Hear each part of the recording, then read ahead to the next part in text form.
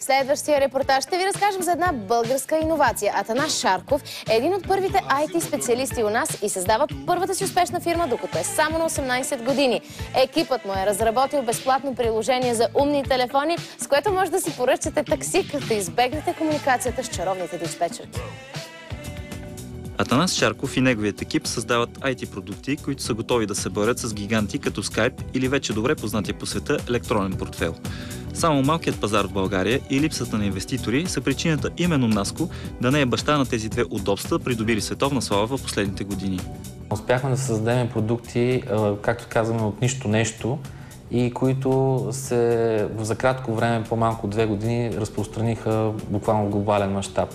По същество развихме Skype 4 години преди Skype. Това е, може би, един малко известен факт. Това, което не ни позволи да станем толкова известни, колкото Skype, беше факта, че не бяхме в силиконовата индустрия. И друг такъв проект разработих. Той беше за така наречения мобилен портфел, който превръща всеки един телефон от устройство за говорене в устройство за разплащане. И много хора казват: ти за тези неща, които си правил, трябва отдавна си милионер. Не съм станал милионер, но това не ме прави нещастен. Това, което ме прави щастлив, е факта, че тези неща реално се създават тук от хората, с които работя. Младите специалисти не се отказват и намират ниша за друг иновативен проект. Той се казва TaxiStars. Това е безплатно мобилно приложение, което позволява да си повикате такси бързо и лесно, като контролирате и следите услугата през цялото време.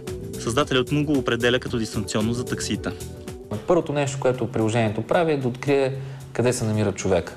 Ние автоматично го позиционираме в един кръг от 50-100 метра и вече той с едно малко усилие на пръстчето върху екрана намества точната позиция. Пускате началната и крайната точка на вашето пътуване. Пращате заявката, системата в рамките на 1-2 секунди ви показва намиращите се наблизо, бройката на намиращите се коли наблизо и първият шофьор, който е готов да приеме вашата поръчка. След като системата ви предложи шофьора, вие имате право на избор да кажете: съгласен съм да се кача с този шофьор или не.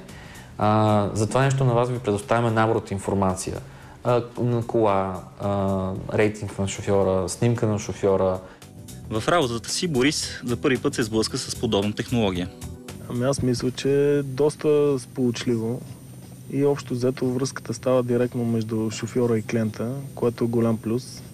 Не е трудно за работа. Също така се вижда къде е клиента. При положение, че има матч или нещо друго мероприятие с много хора, аз мога да си позная клиента, както и той да ме познае мен. Баба ми след 5 години дистанционното беше любимото ви устройство вкъщи. И вярвам... Да, и не го пускаше от ръката си.